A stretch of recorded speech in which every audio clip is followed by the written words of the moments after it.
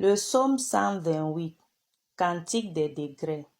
Heureux tout l'homme qui craint l'Éternel, qui marche dans ses voies, c'est-à-dire heureux un homme qui marche selon les commandements de Dieu, qui respecte les commandements de Dieu, qui respecte la loi, les témoignages, les préceptes et les principes de Dieu. Tu jouis alors du travail de tes mains. Tu es heureux, tu prospères. Oui, c'est-à-dire, tu travailles, tu récolteras. Tu es heureux, tu prospères. Je me rappelle du Proverbe 10, le verset 22 dit que c'est la bénédiction de l'Éternel qui enrichit et qui n'apporte aucun chagrin. Le verset 3 dit, ta femme est comme une vigne féconde. Alléluia. C'est-à-dire, tu as les enfants.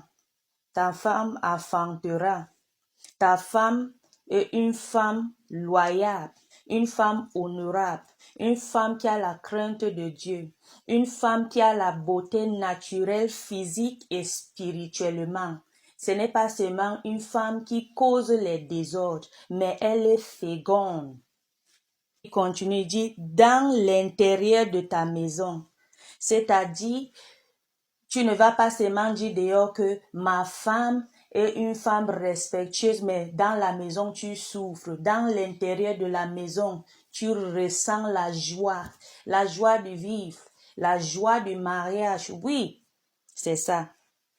On continue. Il dit, la deuxième partie du verset 3, il dit, tes fils sont comme des plantes d'olivier autour de ta table. Oui. Tu n'as pas les enfants qui te donnent les maux de tête. Tu n'as pas les enfants qui t'amènent la honte, mais les enfants qui ont la crainte de Dieu, parce que tu as la crainte de Dieu. Je vais te dire, mon frère, ma soeur, quand tu as la crainte de Dieu et tu vis selon la voie de la parole de Dieu, tes enfants, tu as la joie de vivre. Même il y a les difficultés, mais tes enfants, ta femme, tu vas dire non, vrai, Dieu m'avait béni. Et la miséricorde de Dieu entoure ta maison. Je me rappelle du psaume 103, le verset 17. Il dit, la miséricorde de Dieu est sur tous ceux qui craignent, même sur dont la justice de Dieu externe sur leurs enfants. C'est ainsi, le verset 4 dit, c'est ainsi qui est béni l'homme qui craint l'Éternel. Le verset 5 dit, l'Éternel te bénira du Sion. Oh, j'aime ce verset. Ça veut dire, ton argent viendra parce que Dieu t'a ouvert les portes. Les faveurs viendront parce que Dieu t'a ouvert les portes. Dans Luc 2, le verset 52, la Bible dit, le garçon Jésus a grandi en stature et il a trouvé la faveur avec Dieu et avec l'être humain, c'est-à-dire la faveur de Dieu est en toi.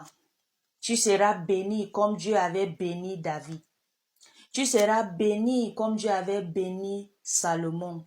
Tu auras les bénédictions du Sion, les bénédictions spirituelles et les bénédictions naturelles et physiquement.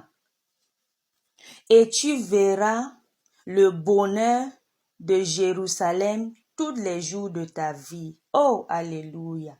Ça veut dire, il n'y aura pas les morts soudains. Tu auras les persécutions. Tu auras les étapes à traverser. Mais en toutes ces choses, tu seras un vainqueur. Le verset 6 dit, tu verras les fils de tes fils. Il dit, que la paix soit sur Israël. Alléluia, j'aime ça. Il dit, tu verras les fils de tes fils. Ça veut dire, tu seras un grand-père ou une grand-mère. Pourquoi pas? un arrière-grand-mère ou un arrière-grand-père, mon cher frère, ma sœur, il y a les bénédictions quand on suit l'Éternel. Il ne faut pas que les gens vous trompent. Il faut prendre la voile de Dieu aujourd'hui.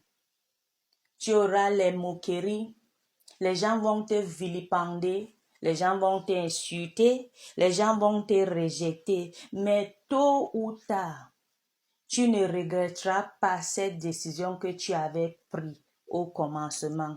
Parce que seul Dieu connaît les plans qu'il a pour toi. C'est les plans pour t'amener dans un avenir sûr. Il a dit ça dans sa parole. Et nous croyons que à la parole de Dieu, dans Jérémie 29, le verset 11. Que Dieu te bénisse, mon frère, ma sœur. Ayant une bonne